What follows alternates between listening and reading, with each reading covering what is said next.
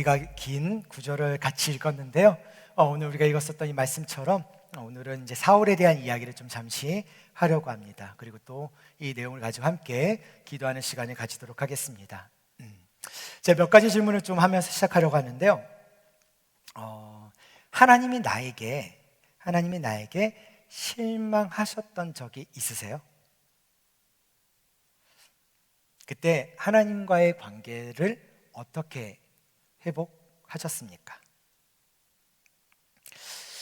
하나님 응답해 주시면 제가 꼭 하나님께 영광 돌리겠습니다 라고 기도하신 적 있습니까? 그래서 응답해 주셨습니까? 또 영광 돌리셨나요? 그 영광은 정말 하나님께였나요? 아니면 본인에게였습니까? 답하기 어려운 질문일 수도 있습니다. 그리고 우리 일상 속에서 너무나 쉽게 고백했었던 이야기일 수도 있습니다. 이 질문들을 가지고 좀 말씀으로 들어가 보면서 우리가 말씀을 통해서 우리가 방금 제가 여러분들한테 드렸던 이 질문들을 가지고 또 여러분들이 좀 머릿속에서 또 마음속에서 다시 한번 좀 생각해 볼 수 있는, 그리고 하나님 앞에 다시 한번 고백할 수 있는 그러한 시간이 될 수 있었으면 좋겠는데요. 약 340년간 계속되었던 사사 시대가 막을 내리고 이스라엘은 왕정 시대로 들어가는 상황이 됩니다. 그 사이에 우리가 지난 시간에도 봤었던 사무엘, 이 사무엘은 마지막 사사로서 또한 제사장으로서 이스라엘을 인도해 오고 있었습니다. 그런데 시간이 지남에 따라 이제 사무엘도 나이가 들기 시작했겠죠. 그러다 보니까 이제 사무엘의 이제 후계자가 또 세워져야 되는데, 문제는 뭐였냐면 사무엘의 아들들이 악을 행하고 있었습니다. 그래서 대를 이어 이스라엘을 이끌기에는 적합하지 못한 않은 상태였었어요. 그래서 이스라엘 장로들은 오히려 주변의 그 적들로부터 백성을 지킬 강력한 그 왕을 세워주기를 요구합니다. 사무엘은 사람을 왕으로 세우는 것에 대해 경고했지만 백성들이 계속해서 왕을 세워달라고 요구하죠. 그래서 사무엘은 하나님의 허락하에 선택하신 왕을 찾아 나섭니다. 자, 이제 이스라엘의 첫 왕으로 사울이 선택되죠. 사울은 하나님의 선택을 받은 사람입니다. 하지만 선택받았던 사람이 되어버리죠. 오늘 설교 제목이 이 제목입니다. 끝까지 쓰임받고 싶었어요.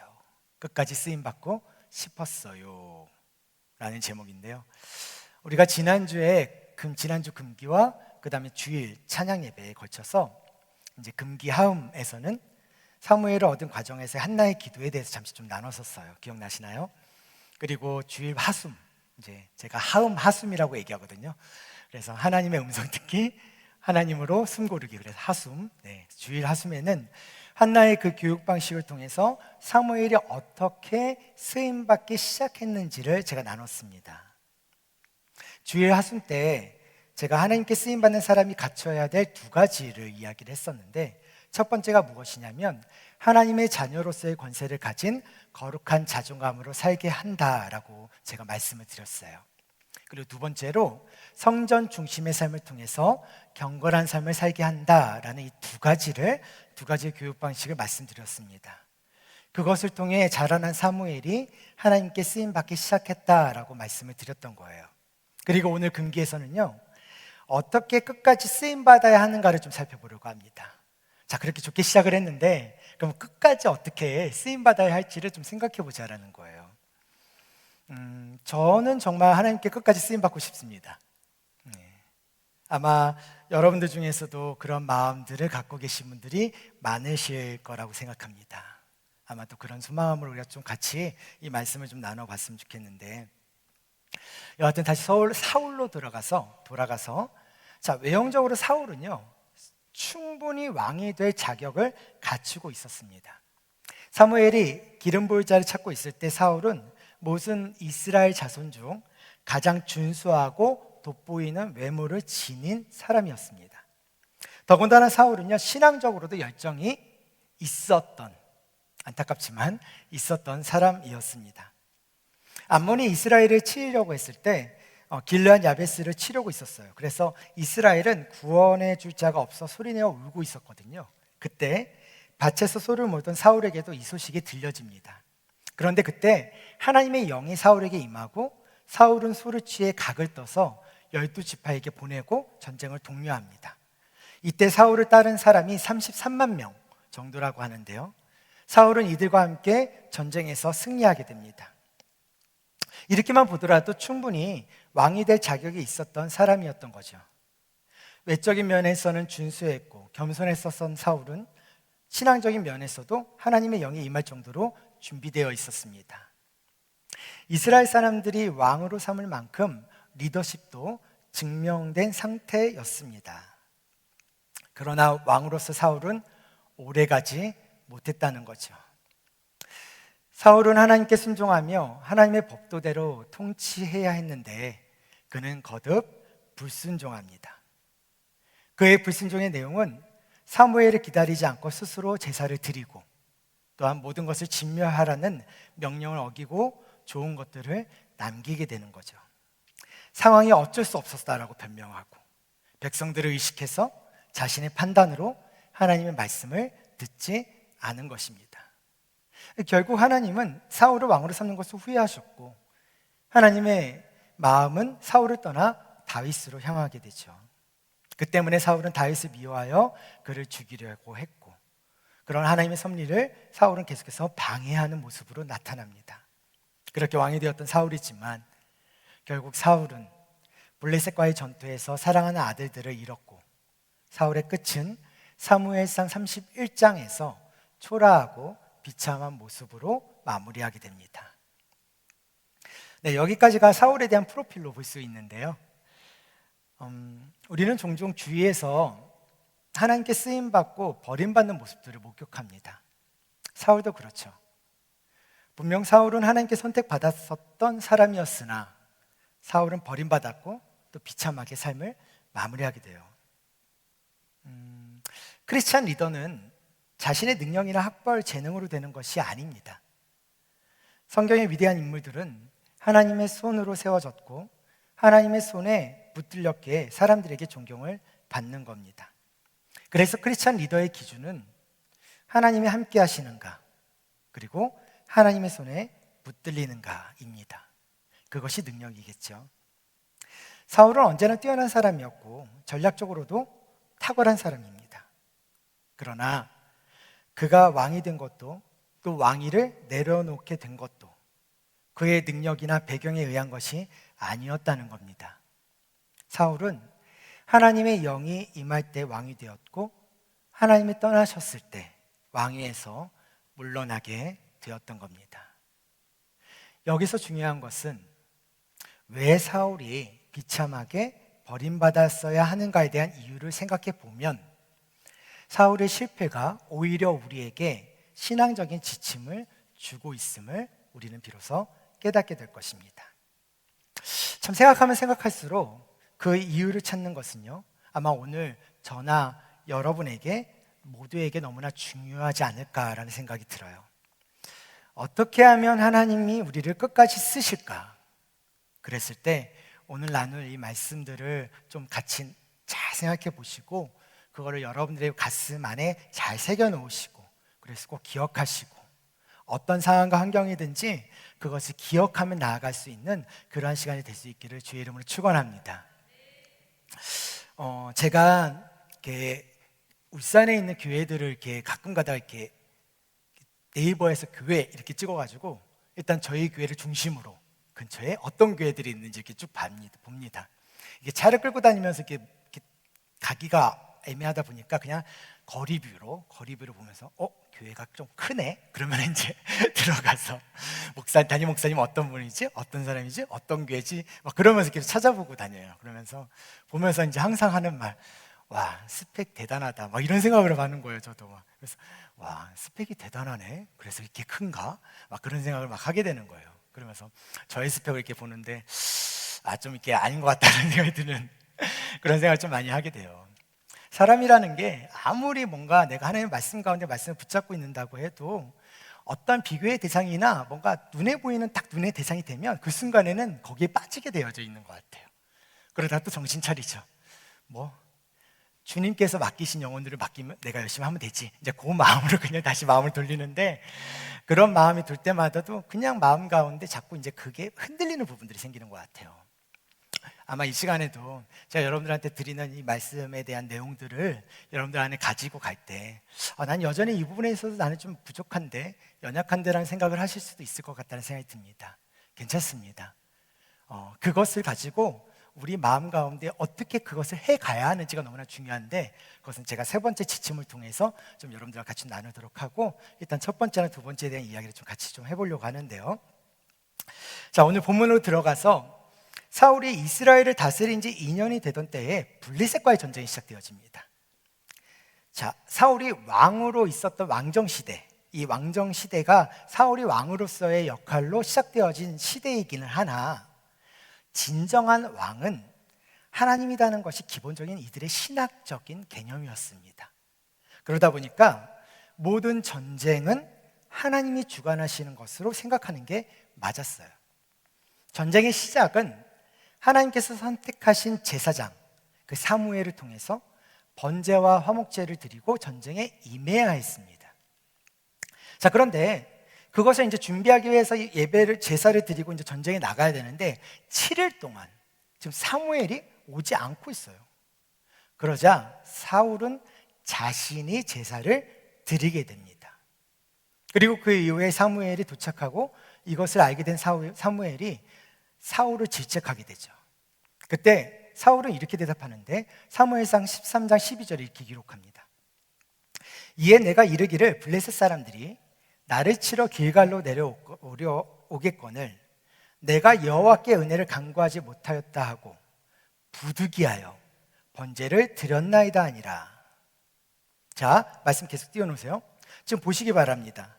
지금 블레셋 사람들이 나를 치러 길갈로 내려오겠거늘, 지금 블레셋 사람들이 지금 나에게 쳐들어오고 있다는 거예요. 근데 나는 지금 여호와께 제사를 드리고 나서 전쟁을 시작해야 되는데 지금 사무엘이 오지 않았으니 지금 전쟁을 못하고 있는 거죠. 근데 블레셋은 지금 저 앞까지도 지금 다가오고 있는 상황이라는 겁니다. 그래서 뭐라고 표현하죠? 부득이하여 번제를 드렸나이다 아니라. 부득이하여.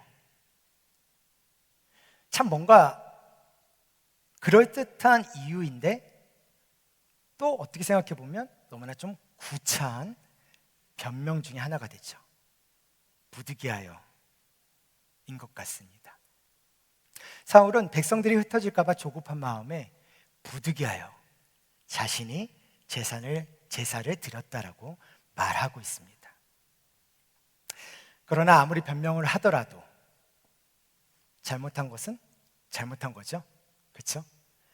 아무리 변명해도 잘못된 건 변하지 않습니다. 그리고 무엇보다 하나님을 의지하지 않고 순종하지 않았다는 것이 가장 큰 사울의 잘못이었던 거죠. 사무엘상 13장에서 사울의 잘못을 통해 우리가 반면교사로서 삼을 수 있는 첫 번째는 무엇이냐면 바로 어떤 상황에서든 하나님을 신뢰하는 것입니다. 어떤 상황에서든 하나님을 신뢰하는 겁니다. 하나님의 말씀을 신뢰하지 않을 때 두 가지 모습이 나타나는데요. 첫 번째가 뭐냐면 부득이하게 구차해집니다, 사람이. 사실 저는 아무리 봐도 사울에게 갇혀져 있는 상황들을 봤을 때 사울이 뭐가 꿀릴 게 있다고 백성들의 반응에 일희일비하고 또 주변 나라의 상황에 대해서 갈팡질팡할까라는 생각이 들기는 했었습니다. 왜냐하면 이미 사울은 여러 가지 전쟁을 통해서 왕으로 세워져 갔고 하나님께서 사울을 통해서 그 왕권을 강화시키고 하나님께서 사울을 통해서 지도자의 역할들이나 어떤 족속에 대한 개념들이나 외모에 대한 부분들, 능력에 대한 부분들까지 사실 모든 것들이 좀 잘 갖춰져 있었던 사람이었단 말이죠. 그럼에도 불구하고 사울은 왜 백성들의 반응에 일희일비하고 주변 나라의 반응에 왜 갈팡질팡할 수밖에 없었을까? 그런데 또 어떻게 보면 사울과 같은 경우를 저도 종종 경험한다는 점에서 나도 사울과 같구나 하는 생각을 하기도 합니다. 사람이 상황이나 환경에 치이기 시작하면요, 하나님을 믿고 신뢰하기보다는 주변에 일어나는 일들 때문에 부득이하여 변명할 때가 많다는 것입니다. 그렇다고 절대 급하다고 아무것도 해서는 안 되는데, 그런데 자주 그럴 때가 많다는 것도 문제인 거죠. 여러분 어떠십니까? 저는 자주 그런 경우가 많습니다. 상상 하나님한테 변명합니다. 오늘도 부득이하여 지금 이렇습니다. 여러분들은 어떻습니까? 여러분들은 부득이하여라는 이 말이 여러분들에게는 이렇게 거리가 먼 이야기인 것입니까? 저는 여러분들의 삶의 모습에서 저보다 더 좋은 신앙의 모습으로 주님 앞에 나아갈 수 있기를 소망합니다. 두 번째 모습은요, 내가 할 수 있다고 자만해야 한다라는 거예요. 보세요. 사울의 문제는 지금 어떤 문제였습니까?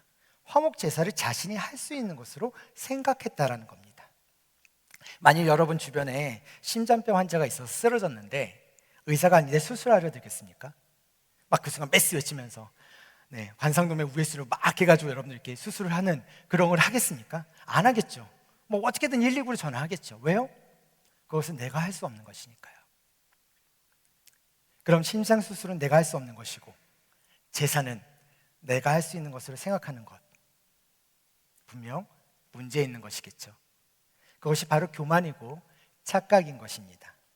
그렇게 보면 사울의 이야기는 교훈적인 가르침보다는요, 우리처럼 인간의 삶의 정황을 너무나 잘 보여주고 있는 스토리라고 볼 수가 있다는 겁니다. 자, 그런데 사울의 문제는 하나님께 돌아오지 않는다는 거예요. 그리고 그것이 15장에서 동일하게 또 나타납니다. 자, 사무엘상 15장에서 우리가 사울의 잘못을 통해 우리가 반면교사로 삼을 수 있는 두 번째는 무엇이냐면, 주변의 소리가 아닌 하나님의 음성에 우리는 순종하는 겁니다. 어떤 상황에서든지 하나님을 신뢰하는 것, 주변의 소리가 아닌 하나님의 음성에 순종하는 것. 우리가 이 두 가지가 우리가 그 쓰임 받는 삶에서 시작해서 그것이 쭉 지속적으로 진행해 가야 될 가장 중요한 힘이자 원동력이라는 것입니다. 자, 15장 우리가 읽었었던 이 부분에 있어의 가장 중요한 포인트는 사울의 불순종에 대한 겁니다. 이것은 하나님이 가장 싫어하는 것이었어요. 아말렉과의 전쟁은요, 이스라엘이 출애굽을 해서 그랬을 당시 이스라엘을 괴롭혔었던 그 아말렉을 징벌하기 위한 전쟁입니다. 이 전쟁은 지금 하나님의 심판을 이스라엘을 통해서 실행하려고 하고 있었던 거예요. 그리고 또한 이 전쟁은 땅 따먹게 하는 정복 전쟁이 아니고요, 여호와 하나님의 이 공의가 실현되냐 안 되냐라는 것에 대한 전쟁입니다. 그것이 바로 진멸이라는 것과 같이 가는 것이거든요. 그러니 소유물을 취해서는 안 되는 거였고요, 여호와께서 전쟁이라는 것은 분명하게 그것을 보여주고자 하는 것이 바로 이 하나님의 명령이었습니다. 그런데 그 왕인 사울이 불순종합니다. 사울은 아말렉을 진멸하라는 명령에 온전히 순종하지 않습니다. 아말렉 왕 아각을 살려 포로로 삼았고요, 최상급 양들과 소들을 전리품으로 가져왔습니다. 사울은 왜 이렇게 행동했던 것일까?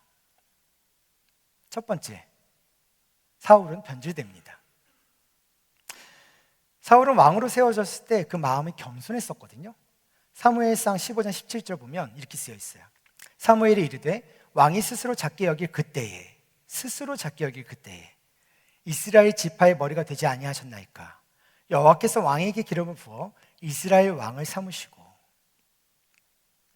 사울은 아말렉과의 승리에 도취돼서요, 갈멜에 자신을 위해 기념비를 세우고 길가로 내려갑니다. 왕의 자격이 굳건해지는 것을 이 기념비 등 이러한 것으로 인해서 의미를 부여하기 시작하면서 자신을 높이기 시작합니다. 그리고 길갈은 자신이 왕으로 세워진 곳으로 이곳에서 전승 축하 행사를 가지려 했었던 곳이죠. 스스로 작게 여기던 자에서 이제는 자신을 위해 기념비를 세우는 자로 변질된 사울의 모습을 볼 수 있습니다.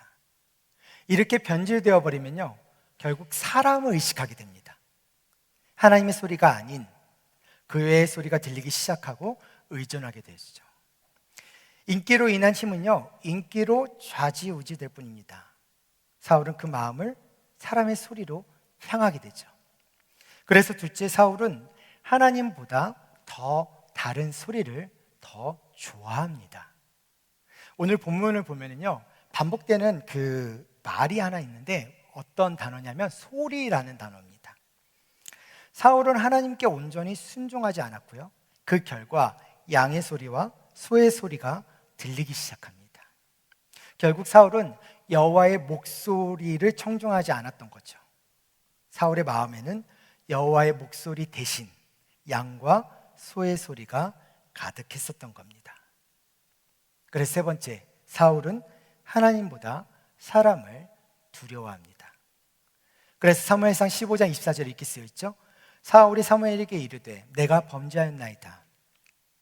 내가 여호와의 명령과 당신의 말씀을 어긴 것은 내가 백성을 두려워하여 그들의 말을 청종하였음이니이다 라고 말합니다. 사울은 분명 고민했을 겁니다. 하나님께서는 진멸하라고 하시고 백성들은 살려가자고 합니다. 둘 다 무시하기 힘들었을 거죠. 그리고 그 사이에서 사울은 백성들의 목소리를 듣습니다. 결국 사울은 백성들의 목소리를 하나님 목소리보다 더 두려워했던 것입니다. 하지만 이것은 명백히 하나님의 뜻에 어긋나는 것이었죠. 하나님의 명령을 불순종하는 것이었습니다. 자, 마지막으로 사울의 잘못을 통해 우리가 반면교사를 삼을 수 있는 세 번째는 무엇이냐? 자, 우리가 첫 번째, 하나님을 신뢰하는 것이라고 그랬습니다. 두 번째, 하나님의 음성을 들어야 된다고 얘기했습니다. 그렇죠? 세 번째, 하나님께 마음을 돌이키는 겁니다. 우리가 첫 번째와 두 번째가 우리가 하나님 앞에서 끝까지 쓰임을 받을 수 있는 힘이 될 것입니다. 그런데 이 둘 중에 어떤 거 하나라도 틀어지기 시작하는 순간부터 우리는 하나님의 음성이 아닌 사람의 소리에 집중하기 시작하고 세상의 소리와 세상의 방향에 집착하기 시작하고 보이지 않는 하나님이 아닌 보이는 것을 수종하며 보이는 것을 우상으로 삼고 살아가려고 할 때가 많을 겁니다. 그런데 그때 세 번째, 우리의 마음을 하나님께 돌이켜야 된다는 것입니다.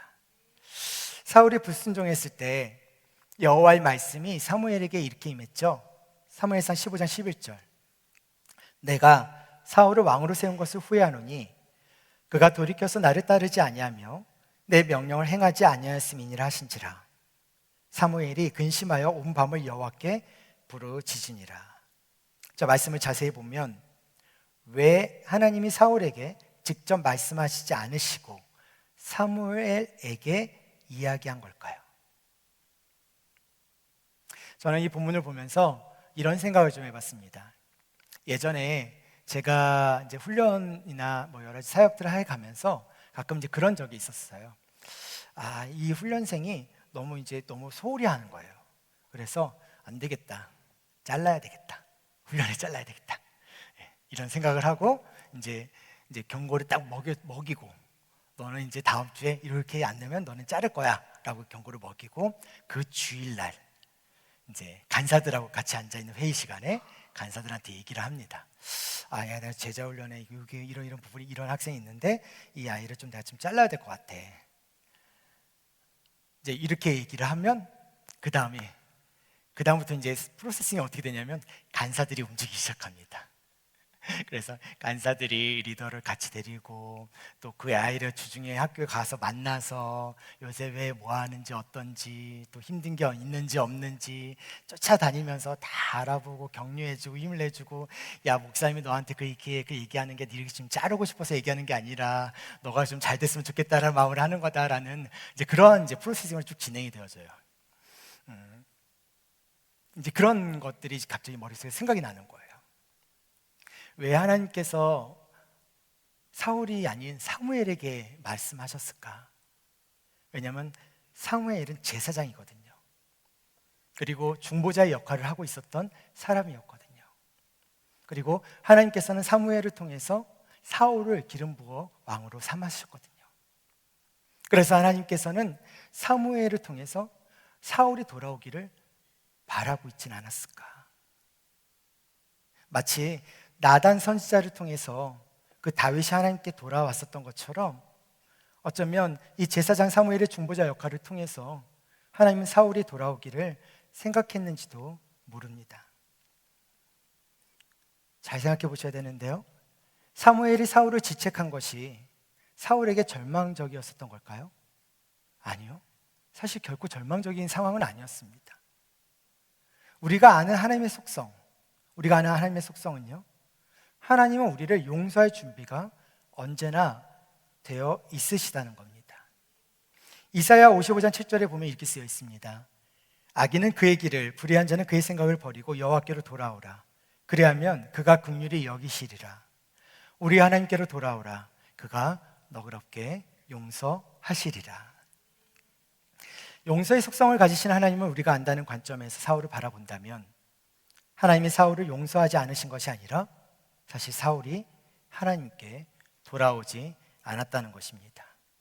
부득이하여 하나님을 떠났던 우리의 삶과 우리의 신앙에 대해서 하나님은 여전히 너그럽게 용서하기를 원하시는데, 문제는 우리가 하나님 앞에 진실하게 돌아오지 않는다라는 것입니다.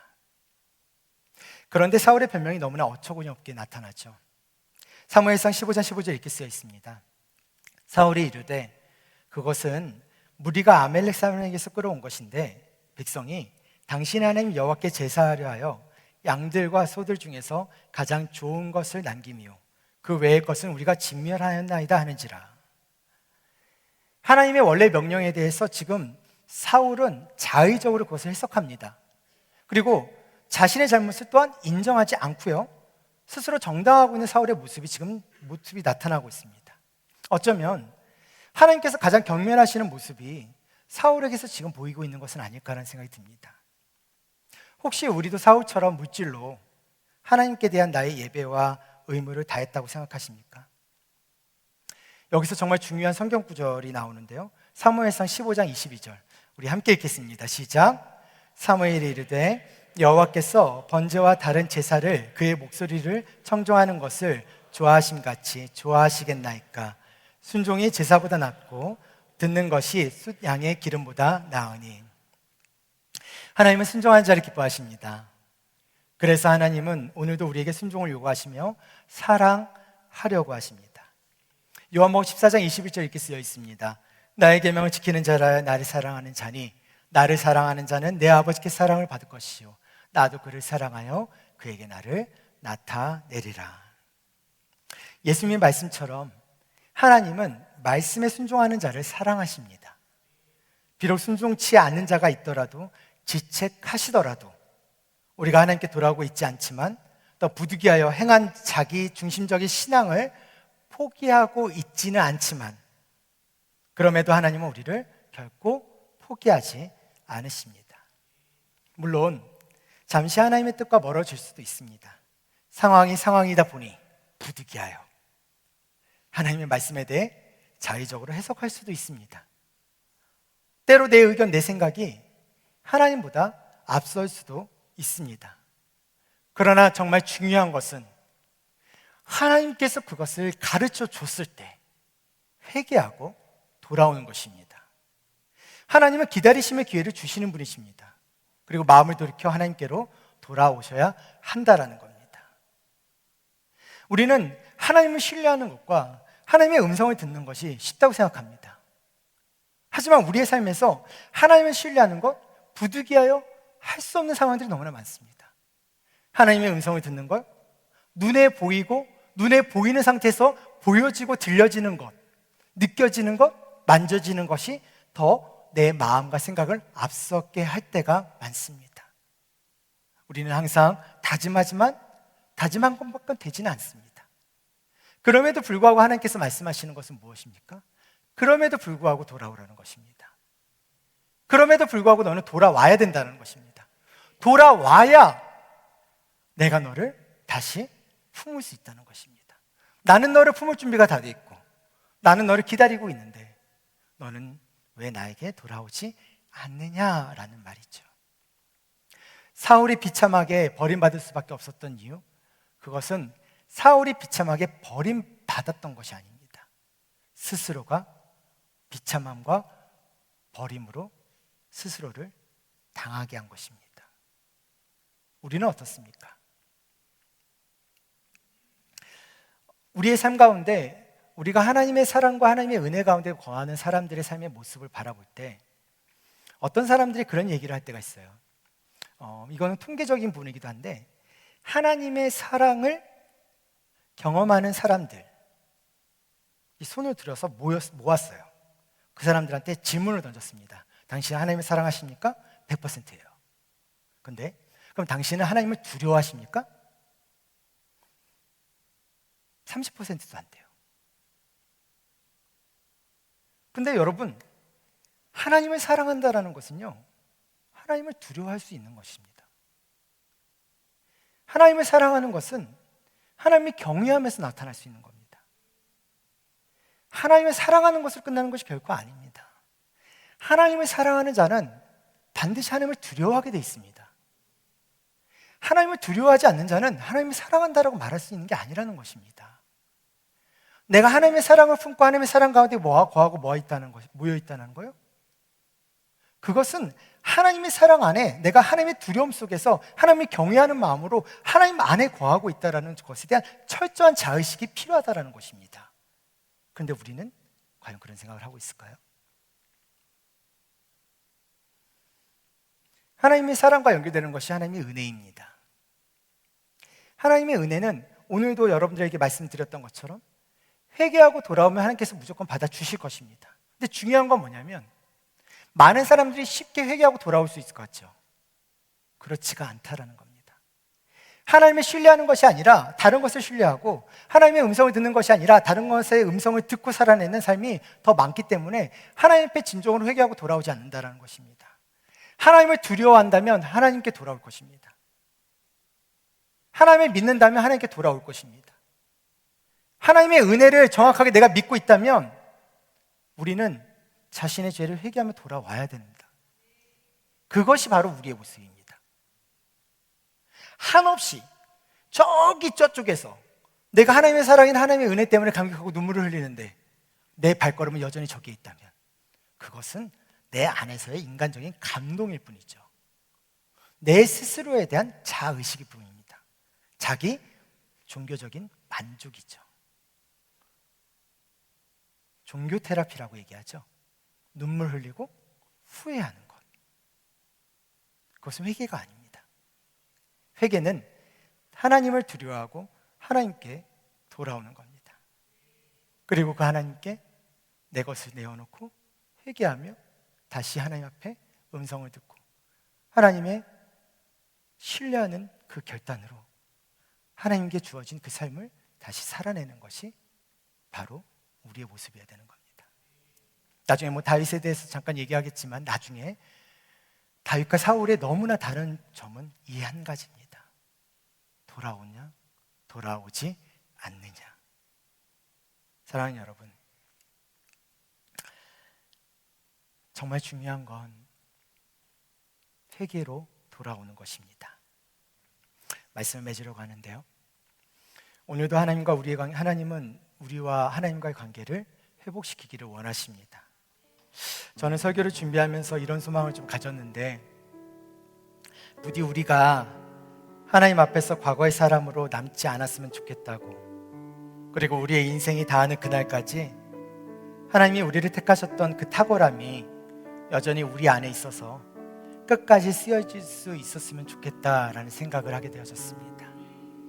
그러기 위해서 하나님을 신뢰하고 하나님의 음성을 듣는 것도 너무나 중요하지만 더 중요한 건 연약한 우리 때문에 십자가에 못 박혀 죽으시고 돌아가신, 그리고 다시 살아나신 그 십자가의 죽음과 부활을 통하여 우리의 죄를 사하신, 우리에게 영원한 생명을 주신 그 예수 그리스도께 다시 돌아가는 것, 끊임없이 돌아가려고 하는 것, 끊임없이 돌아가는 그 삶을 살아내는 것, 그것이 바로 은혜 입은 자의 삶이며 택하심 받은 자의 삶이며 하나님을 사랑한다라고 말하는 자들의 삶이며 하나님의 말씀을 붙잡고 살아내는 순종하는 자들의 삶의 모습이라는 것을 우리가 기억하고 우리의 마음과 생각을 우리가 주님 앞에 올려드릴 때, 우리 이 자리에 나오신 모든 성년의 영가족들 모두, 그리고 비록 오늘 못 왔지만 유튜브를 통해 보게 될 서연은 가족들 모두, 그리고 이 시간 여러분들이 품고 기도하고 있는 그 누군가도 평생 하나님의 사람을 쓰임받기를 주의 이름으로 축원합니다. 적용할 것 3가지 우리가 한번 같이 읽어볼까요? 시작. 어떤 상황에서든 하나님을 신뢰합시다. 2번째, 주변의 소리가 아닌 하나님의 음성에 순종합시다. 3번째, 하나님께 마음을 돌이킵시다.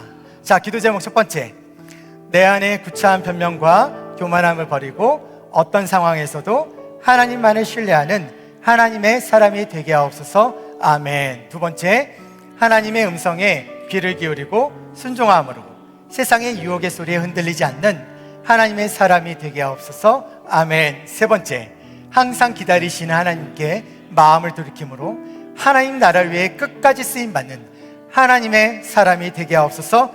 아멘. 우리 3가지 기도 제목 우리 찬양하고 좀 이따 같이 기도하도록 하고요. 우리 마지막 우리 썸네일 한번 띄워주시겠습니까? 제가 오늘은 좀 이렇게 적었습니다. 자, 우리 같이 읽어볼게요. 서연아, 오늘 너에게 말하고 싶은 건 순종은 내가 널 사랑한다는 증거다라는 거예요. 순종은 하나님께서 정말 사랑하고 싶어서 사랑하려고 주신 말씀에 대한 반응을 순종이라고 이야기합니다. 너 순종했어? 불순종했어? 너 불순종했어? 너 죽어! 이것이 하나님의 마음이 아니라 내가 너에게 사랑하고 싶어서, 사랑한다고 말하고 싶어서, 그것은 너가 듣고 싶어서, 나의 계명을 지키는 자라야 나를 사랑한다는 것을 너가 느끼는 것을 경험하게 하고 싶어서, 그래서 내가 그 안에서, 너가 내 안에서, 내가 그 사랑 가운데 함께하는 그 인생과 삶을 살아내는 그 인생, 그 모습들을 경험하기를 나는 너에게 소망한다라는 그 말, 그 하나님의 마음이 오늘 이 시간 우리의 기도를 통해 주님 앞에 고백되어지고 여러분들 마음속에 깊이 새겨질 수 있기를 간절히 소망합니다. 우리 서로 좀 이렇게 격려했으면 좋겠습니다. 당신은 하나님의 탁월함을 가진 하나님의 사람입니다. 격려합시다. 당신은 하나님의 탁월함을 가진 하나님의 사람입니다. 자, 마지막 다시 한번 끝까지 쓰임 받읍시다. 시작. 끝까지 쓰임 받읍시다. 자, 정말 끝까지 쓰임 받으셔야 됩니다. 저를 위해서도 기도해 주셔야 됩니다. 아셨죠? 아멘. 저 끝까지 쓰임 받아야 되고요, 서영교회에서도 끝까지 쓰임 받아야 됩니다. 그러니까 저를 위해서도 항상 기도해 주셔야 돼요. 언제나 처음 내 자신을 연약히 여기는 그 마음으로 주여 은혜를 주시옵소서라는 그 마음이 우리 여러분들, 우리 모두가 될 수 있기를 간절히 소망합니다.